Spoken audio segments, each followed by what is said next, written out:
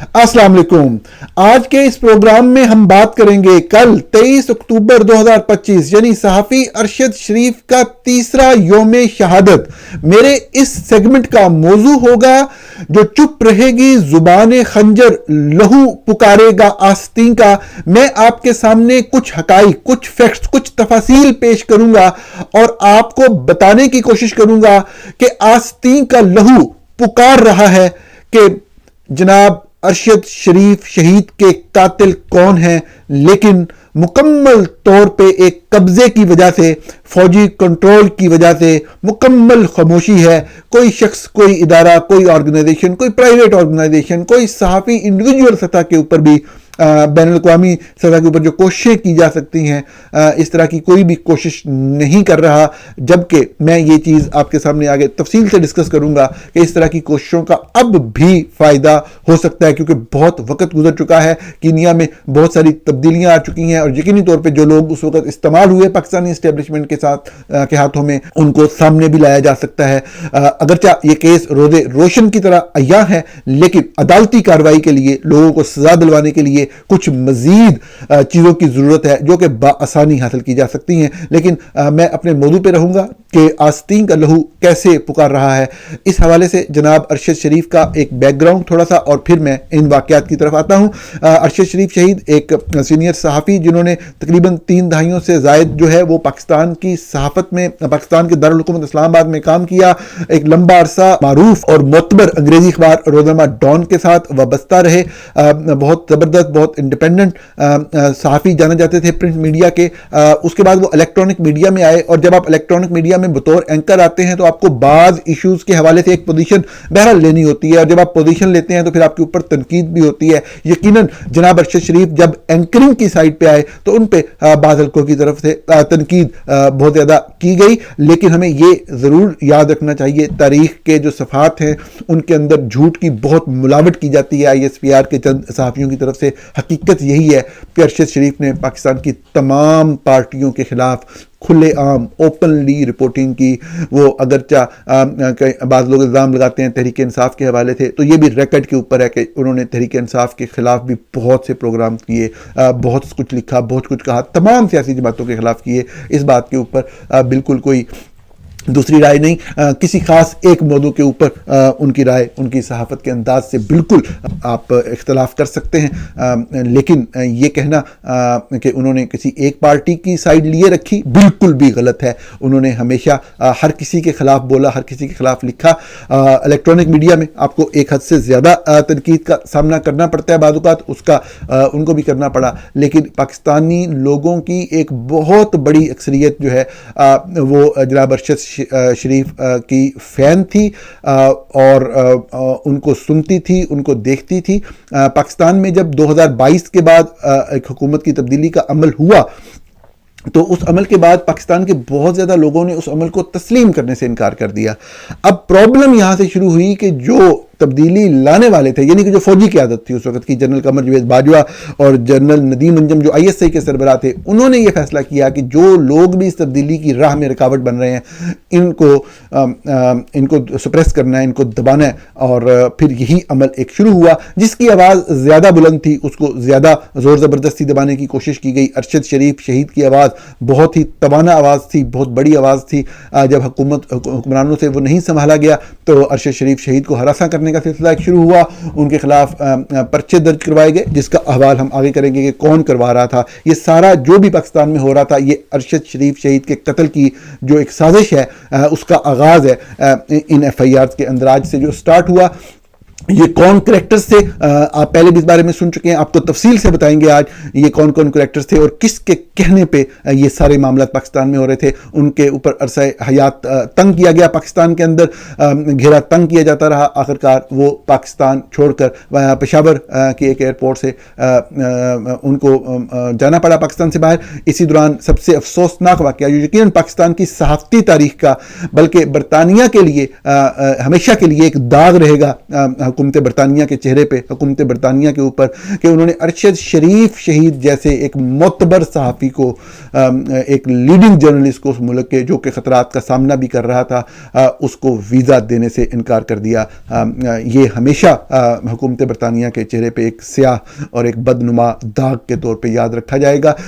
ایسی صورت میں انہوں نے حکومت جو ہے پاکستان کے اندر جو ملٹری رجیم ہے وہ کیا کرتی ہے کہ جو لوگ جن سے وہ خوش نہیں ہوتی، ضروری نہیں ہے کہ وہ اس کے کرٹک ہوں، کوئی بھی لوگ جو ان کو اچھے نہیں لگتے ان کو جیل میں بند کر دیتے ہیں، اوپن جیل میں، یعنی کہ ان کو باہر جانے سے بھی ان کے اوپر پابندی عائد کر دیتے ہیں اور ان کو روکا جاتا ہے۔ اسی حوالے سے ارشد شریف نے جو ہے اس چیزوں کی، اس طرح کی پابندیوں سے بچنے کے لیے استعمال کیا پشاور ایئرپورٹ کا، دبئی کا ویزا ملا، دبئی چلے گئے۔ اب جو لوگ جانتے ہیں انہیں پتہ ہے کہ دبئی بھی پاکستان کی انٹیلیجنس ایجنسی، پاکستان کی آرمی فوج کا بڑا عمل دخل ہے، وہاں کی ایڈمنسٹریشن کے ساتھ مختلف پروجیکٹس جوائنٹلی چلتے ہیں، اور وہاں پر بھی جناب ارشد شریف کے لیے رہنا مشکل کر دیا گیا۔ دبئی اتھارٹیز نے باقاعدہ ریٹرن کمیونیکیشن کے ذریعے بھی جو ہے وہ ارشد شریف کو وہاں سے نکل جانے کے لیے کہا۔ اس چیز کے متعدد جو ڈاکومنٹری ایویڈنس جو ہیں وہ وائس کی صورت میں بھی دیگر اقسام میں بھی موجود ہیں، اور یہ بات بھی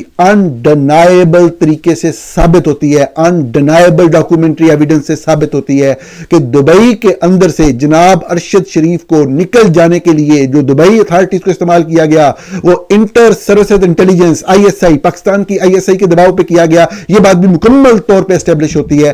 ارشد شریف شہید کو جب دبئی سے نکلنا پڑا تو پھر وہ اپنے جن کے ساتھ وہ کام کرتے تھے پاکستان میں، ان کچھ دوستوں کے نسبت سے ایک صاحب جو کہ کینیا میں مقیم تھے بڑے عرصے سے، وقار نام ہے ان کا، ان کے پاس جا کے ٹھہرے، وہ وقار ان کے میزبان تھے، یہ کینیا چلے گئے۔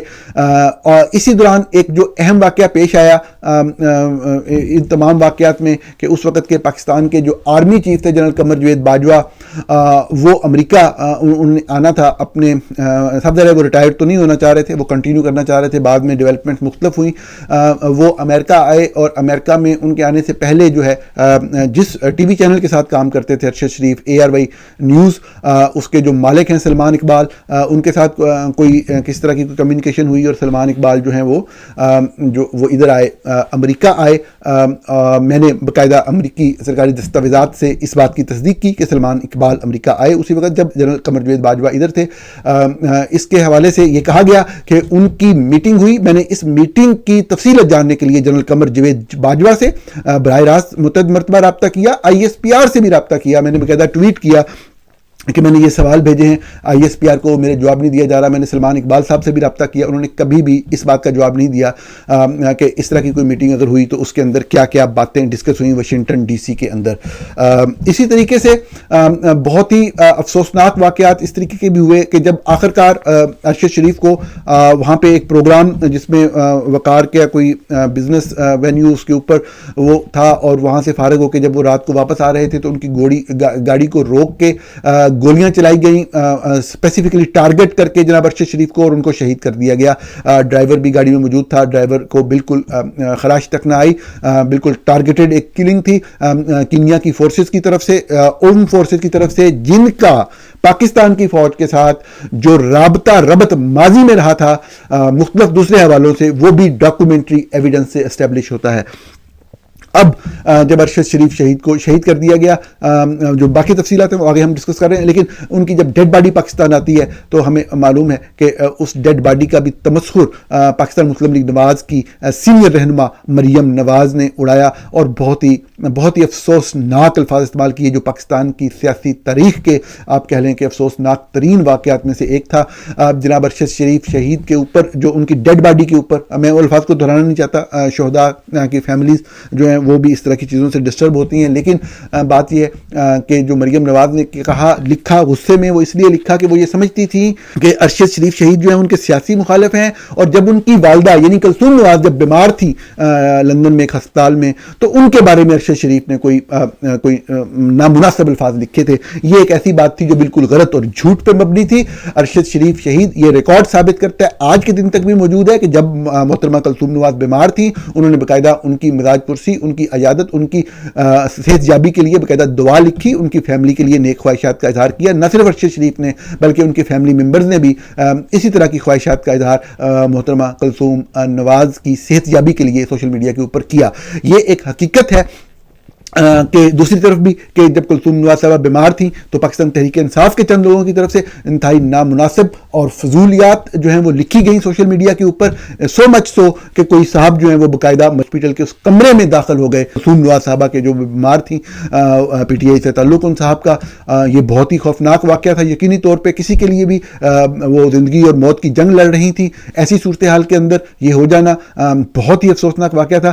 لیکن اس واقعے کا ارشد شریف سے کسی بھی حوالے سے کوئی تعلق نہیں تھا. وہ واقعہ بالکل کنڈیمنیبل، وہ تمام جو بھی لکھا گیا کلثوم نواز صاحبہ کے حوالے سے وہ کنڈیمنیبل تھا. لیکن جناب ارشد شریف جو ہے وہ تو ان کی صحت یابی کے لیے دعا کر رہے تھے، ان کی فیملی دعا کر رہی تھی.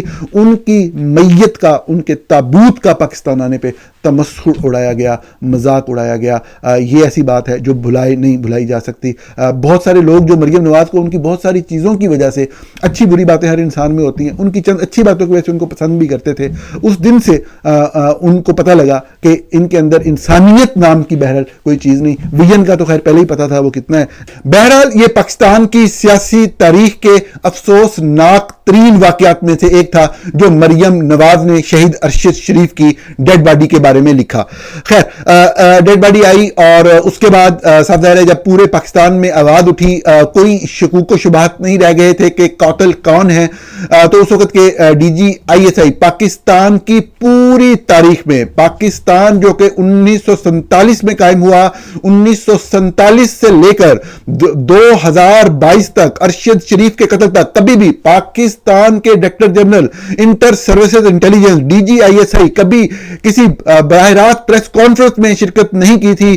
1948 میں آئی ایس آئی قائم ہوئی، جو اس وقت کے ڈی جی آئی ایس آئی تھے. جب پوری قوم نے ان کے کردار پر سوال اٹھایا تو انہوں نے ایک لائیو پریس کانفرنس میں آ کر سوالوں کے جواب دینے کی کوشش کی، جو کہ وہ نہیں دے سکے، بجائے اس کے کہ اس پریس کانفرنس میں بہت سے صحافی جس طرح سلیم صافی وغیرہ ایسے لوگوں کو بٹھایا گیا، بات کو مختلف رنگ دینے کی اور کوشش کی گئی، لیکن وہ سوالات کے جوابات نہیں دے سکے.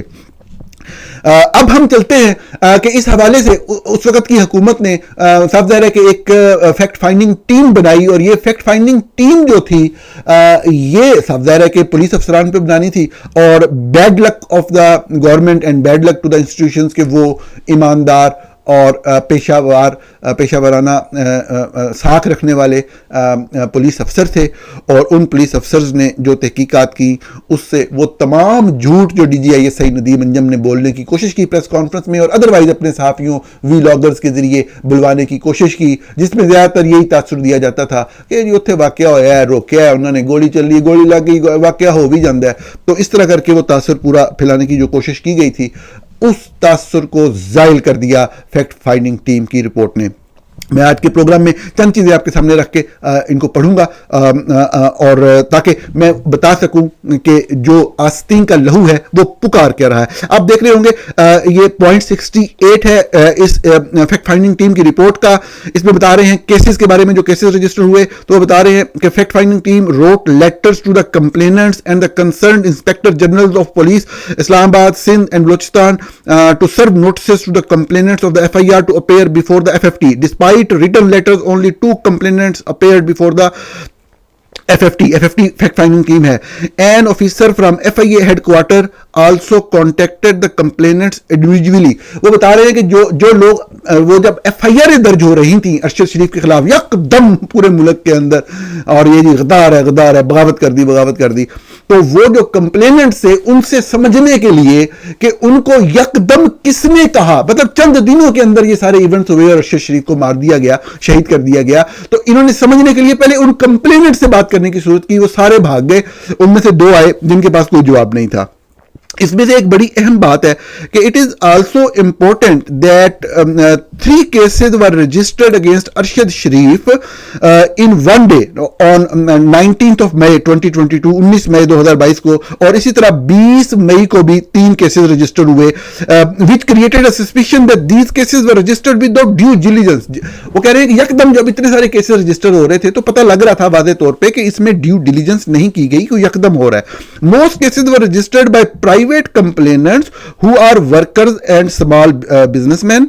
One FIR was registered by police station Momin Ghosh Malir, Karachi, in police station on the complaint of the SHO. ये सबसे अहम बात है कि उन्होंने कहा जी बाकी तो जो थे ना वो तो मतलब है कि कोई छोटे छोटे कोई मजदूर है, कोई है, किसी को इधर से पकड़ के 2 थप्पड़ मार के FIR करवा दी, किसी को इधर से वो करवा दी, लेकिन एक FIR गलती से जो कराची का मलीर का मेमन गोट का जो पुलिस स्टेशन था वहां पे मुतलका SHO की जिक्र कराई। अब SHO तो नहीं भाग सकता था, उसको हुकूमत पाकिस्तान की तरफ से कायम की गई कमेटी के सामने पेश होना था। अब जब वो पेश हुआ तो क्या हुआ?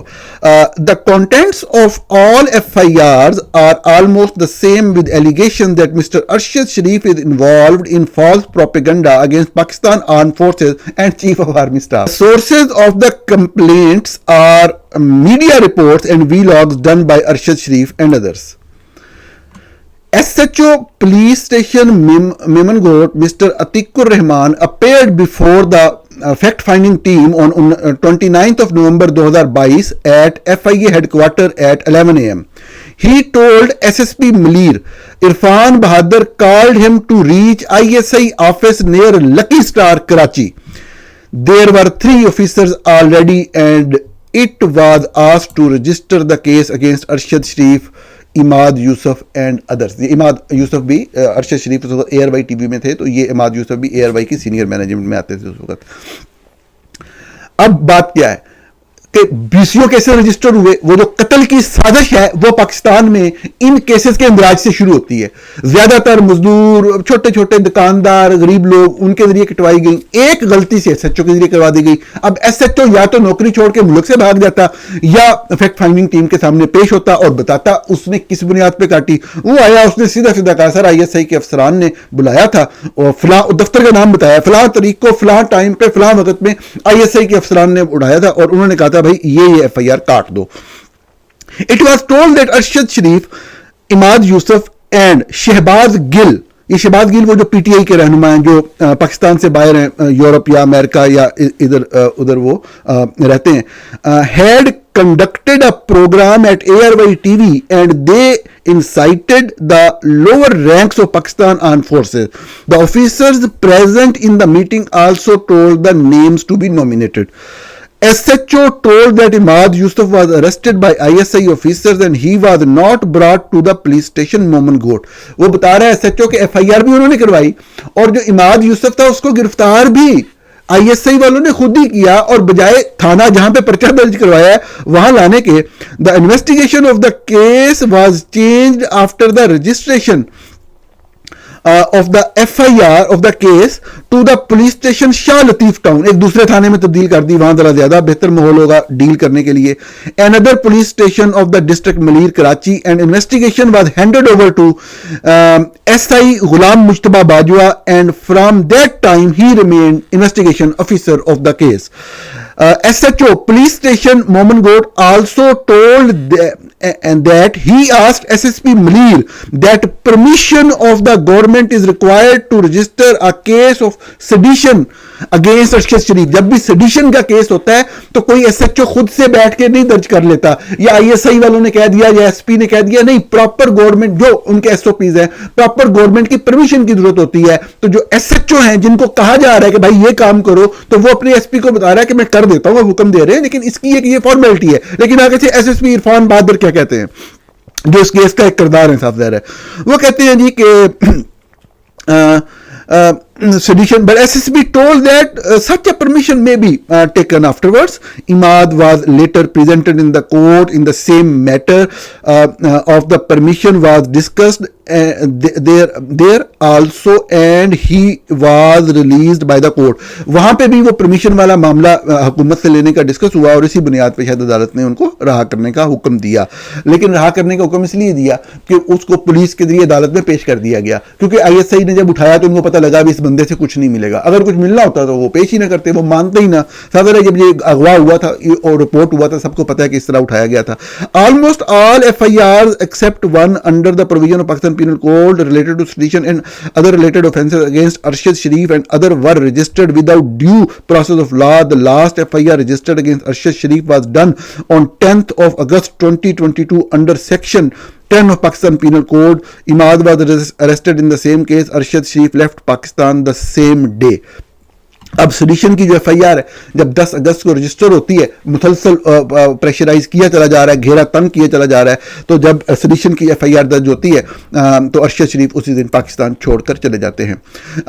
برسٹر شعیب ہے, انہوں نے بتایا was of the opinion that the same FIRs registered against the FIR was done on the behest of Brigadier Shafiq. Brigadier Shafiq جو ہیں یہ اس وقت ISPR میں ہوتے تھے اور اس وقت کا جو آرمی کا پلان تھا اس کے مین پلیئر تھے اور سب لوگوں کو ڈیل کر رہے تھے, ہینڈل کر رہے تھے.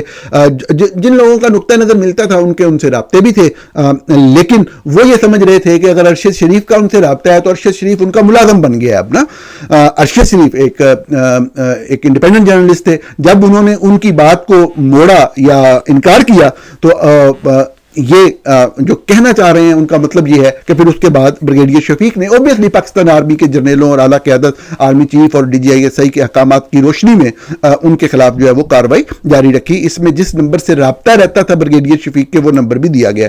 وہ کہتے ہیں جی کہ FFT reviewed media briefings on the case of Arshad Sharif and identified that Mr. Faisal Wavda claimed in press conference that he has the evidence related to the death of the Arshad Sharif in Kenya. یہ جو فیصل وافڈا ہے, میں نے ان کے حوالے سے مسلسل report کیا, اینڈ آئی نو دس کہ وہ جو لوگ جو بھی یہ پوری conspiracy to kill Arshad Sharif execute کر رہے تھے, he was member of that team and he new every thing. اور ان کا کام یہی تھا کہ انہوں نے میڈیا کے اندر آ کے سسپیشن کریٹ کرنی ہے, ڈائیورٹ کرنا ہے. تو انہوں نے اس وقت کی انفارمیشن منسٹری جو کہ مریم اورنگزیب چلا رہی تھیں ان کے ساتھ مل کر جو ہے PTV کے اوپر ایک پریس کانفرنس کی جو پورے پاکستان میں دکھائی گئی. وزارت اطلاعات مریم اورنگزیب صاحبہ کے ساتھ ایک جو ان کا جوائنٹ ایک پلان تھا اس کے تحت, جس کے تحت انہوں نے صرف اتنا کہا جی مجھے قاتلوں کا پتہ ہے. اب آگے لمبی بات ہے لیکن اس کے اندر وہ صرف یہی بتا رہے ہیں کہ فیصل وابڈا کو بلایا گیا, وہ آئے تو انہوں نے کہا جی آپ مجھے سوال لکھ کے دے دیں, میں ویسے جواب نہیں دوں گا. اب یہ کسی بھی بندے کا جو اس طرح کی ٹیم کے سامنے پیش ہو اس کا یہ رائٹ ہوتا ہے کہ وہ یہ بات کرے. تو انہوں نے یہ بات کی اور اس بات کے جواب میں ٹیم ہے انہوں نے کہا ٹھیک ہے جی سوال بھیج دیتے ہیں. ان کو سوال دے بھی دیے گئے, انہوں نے ریسیو بھی کر لیے. بعد میں وہ نہ میٹنگ میں جواب, نہ انہوں نے جواب دیا, بار بار رابطوں کے باوجود بھی جواب نہ دیا. تو یہ سب ظاہر ہے one of the major characters تھے جس ٹیم نے ایگزیکیوٹ کیا کینیا کے ساتھ مل کر یہ سارا معاملہ. اسی طریقے سے ہم چلتے ہیں کینیا میں لا انفورسمنٹ کے جو بھی چند روگ ایلیمنٹ انوالو تھے اس سارے معاملے میں. اب وہ کہہ رہے ہیں جی کہ Waqar was also found to be extremely well. Waqar وہ ہے جو میزبان تھا کینیا میں, جو کہ ایئر وے کی ٹاپ مینجمنٹ سے تعلق میں تھا اور میزبان تھا ارشد شریف کا کینیا میں. Was found to be extremely well connected in Pakistan when the FFT first met him, جب یہ فرینچ جو ایفیکٹ فائنڈنگ ٹیم پہلی دفعہ ملی. He claimed he was known to several prominent individuals in Pakistan including MPA Shehryar Mehr, senator Ali Jamot, Shabbir Bijarani and ISI sector commander of the Islamabad. When FFT asked him for the CCTV footage of the incident, Waqar first said he would check with the sector commander. اب یہ سب سے اہم بات ہے, حکومت پاکستان نے بنائی fact finding team اس معاملے پہ, وہ باقاعدہ کینیا گئی, وہ اس میزبان سے مل رہی ہے, یہ اس کو مل رہا ہے اور اس کے پاس سارے شواہد ہر چیز موجود ہے. جو میں نے آپ سے کہا نا کہ آستین کا لہو پکارے گا کہ میرا قاتل کون ہے, تو جب اس ٹیم نے وقار سے کہا کہ ہمیں دو, انہوں نے کہا جی وہ تو میں آپ کو سیکٹر کمانڈر سے پوچھے بغیر نہیں دے سکتا. یہ اس پورے کیس کا خلاصہ تھا. اور ناظرین آپ حیران ہوں گے کہ آج کے اس دور میں جبکہ یہ بات پوری دنیا میں پورے زور و شور کے ساتھ اٹھائی جا سکتی ہے, پاکستان کی تمام صحافتی تنظیمیں نہیں, پاکستان کی ساری صحافتی تنظیمیں تو فوج کے لیے کام کر رہی ہیں, پاکستان کے چند سینئر جرنلسٹ اگر اکٹھے ہو جائیں اور وہ کوشش کریں, وہ کیسے کریں اس کے اوپر میں آگے چل کے بات کرتا ہوں. تو یقینی طور پہ یہ تمام کردار ڈاکومنٹری ایویڈنس کے ذریعے بھی سامنے آ سکتے ہیں. اب بھی سفیشینٹ ڈاکومنٹری ایویڈنس موجود ہے, لیکن سزا دینے کے لیے یقینی طور پہ اس سے زیادہ شواہد درکار ہیں. تو آپ یہ دیکھیں کہ جب اس سے کہا گیا کہ وہ ہمیں ارشد شریف کی سی سی ٹی وی فوٹیج ہی دے دو, تو اس نے کہا وہ سیکٹر کمانڈر سے پوچھے بغیر نہیں دے سکتا. اس سے آگے اور بھی اہم بات ہے. However, it is not clear whether the relationship existed before 23rd of October or whether it only came about as a result of inquiries that began after Arshad's death. Subsequently, however, he declined to hand over the CCTV footage on the instructions of whatever, اس کی wife اور lawyer اور جو بھی ہے. تو اس نے, کیونکہ ان کو پتا تھا کہ ایک سٹیپ آگے چلی جائے گی فیکٹ فائنڈنگ ٹیم اگر وہ والی سی سی ٹی وی فوٹیج دے دی گئی. ساری کہانی ہی سی سی ٹی وی فوٹیج کی ہوتی ہے, ساری آئی ایس آئی کی لڑائی ہی سی سی ٹی وی فوٹیج کی ہوتی ہے, اور سی سی ٹی وی فوٹیج کبھی بھی نہیں دی جاتی. لہو پکارے گا آستین کا یہ موضوع تھا اس سیگمنٹ کا. آپ نے دیکھ لیا, لہو پکار رہا ہے. صرف انصاف نہیں ہے, قبضہ ہے اقتدار کے اوپر فوجی جرنیلوں کا. جس دن بھی یہ قبضہ کمزور ہوا, یقینی طور پہ معاملات اور طرف جائیں گے. حالیہ تاریخ میں ارشد شریف کا قتل اس حوالے سے بہت ہی زیادہ اہمیت کا حامل ہے, کیونکہ اس کے اندر باقی کیے جانے والے بہت سارے قتل جو کہ پاکستان کے اندر کر دیے جاتے ہیں یا پاکستان سے باہر بھی چند واقعات میں کیا گیا, اس کے اندر حقائق بہت واضح ہیں جن کو بہت آسانی سے اسٹیبلش کیا جا سکتا ہے. بہت ساری چیزیں پہلے سے اسٹیبلشڈ ہیں, لیکن جو قانون کی یا عدالت کی ریکوائرمنٹ ہوتی ہے وہ بھی مکمل کی جا سکتی ہے. اس لیے یہ کیس بہت ہی زیادہ اہمیت کا حامل ہے. کیا صرف یہ جانا ہے کہ پاکستان میں چند صحافی, جس طرح میں دیکھتا ہوں عموماً بہت ہی سینئر قابل احترام ہے, عامر متین صاحب بڑے کلوز تھے ارشد شریف کے, وہ لکھتے ہیں, حامد میر صاحب ہیں اور سینئر لوگ ہیں, ایسے تمام بڑے بڑے نام وہ پہلے تو دوری اختیار کریں. جو یہ P if you J, national press club اور یہ جو گھٹیا لوگ سارے فوج کے ہرکارے بنے ہوئے ہیں, پھر یہ سینئر جرنلسٹ مل کے ایک کمیٹی بنائیں. اور یہ کمیٹی کیا کرے؟ یہ ان سب لوگوں کے نہیں تو زیادہ تر لوگوں کے میں جانتا ہوں جو عالمی صحافتی تنظیمیں ہیں ان کے ساتھ ایک تعلق ہے. تو یہ صرف دو ملکوں کو فرض کریں فوکس کر لیں, یا یورپ میں سے ایک اور ملک لے لیں, ایک تو برطانیہ لیں, ایک امریکہ لیں. تمام تنظیموں کے ساتھ ایک ورکنگ ریلیشن شپ بنا کے ان کو بتائیں کہ یہ ایویڈنس موجود ہے اور اس کو فردر, یہ عدالتوں کے ذریعے حل ہونے والا مسئلہ نہیں ہے. عدالتوں میں کینیا میں پٹیشنز کر کے اس میں آگے نہیں جایا جا سکتا. یہاں پہ جو عالمی صحافتی تنظیمیں ہیں وہ ان حکومتوں کا پریشر استعمال کریں. اب کافی وقت گزر چکا ہے, جو بھی لوگ کینیا میں ہوں گے, ہو سکتا ہے کوئی ایک آدھا مین کریکٹر اوپر نیچے ہو گیا ہو, تو کوئی بھی ان قاتلوں کو شاید بچانے کی کوشش نہ کرے اگر بڑے دارالحکومتوں کا ان مین کیپٹل کا پریشر جائے. اور یہ بالکل ہو سکتا ہے. میں نے بہت سے لوگوں سے بات کی, یقینی طور پہ میرے تعلقات یا ریسورسز اس طرح سے نہیں ہیں, لیکن یہ بالکل ممکن ہے کہ یہ صحافتی تنظیمیں جو ہیں یہاں پہ حکومتوں کو قائل کریں, کانگریس مین کو قائل کریں, یہاں کے ہیومن رائٹ کمیشن کو قائل کریں, اور کینیا کی حکومت پہ دباؤ ڈالا جائے کہ ان تمام لوگوں کو جو جس فورس نے گولی چلائی یا اس کو جو کنٹرول کرنے والے لوگ تھے ان کو حراست میں لیا جائے اور کسی بین الاقوامی کمیشن کے ہینڈ اوور کیا جائے. ان سے تحقیق اور پتہ لگے کہ پاکستان میں سے کون کس کو کہاں پہ کیا بات پہنچا رہا تھا, کیا پیسے دے رہا تھا, کیا معاملات کر رہا تھا. بہت آسانی سے ارشد شریف شہید کا قتل جو ہے وہ انرتھ, نہ صرف انرتھ سے مراد کے ڈیٹیلز جو ہے وہ انرتھ کی جا سکتی ہیں, انرتھ تو آلریڈی ہے, لیکن اس کا سب سے بڑا فائدہ یہ ہوگا کہ پاکستان میں ایک تو جو صحافیوں کے خلاف اقدامات ہوتے ہیں اس حوالے سے ایک بڑا ان کے اوپر دباؤ آئے گا, اور دوسرا اوورآل پاکستان کے اندر جو ایک ناجائز حکمرانی ہے وہ اگر مکمل طور پہ نہیں تو کچھ نہ کچھ ضرور کمزور ہوگی. ناظرین, پروگرام دیکھنے کا بہت شکریہ.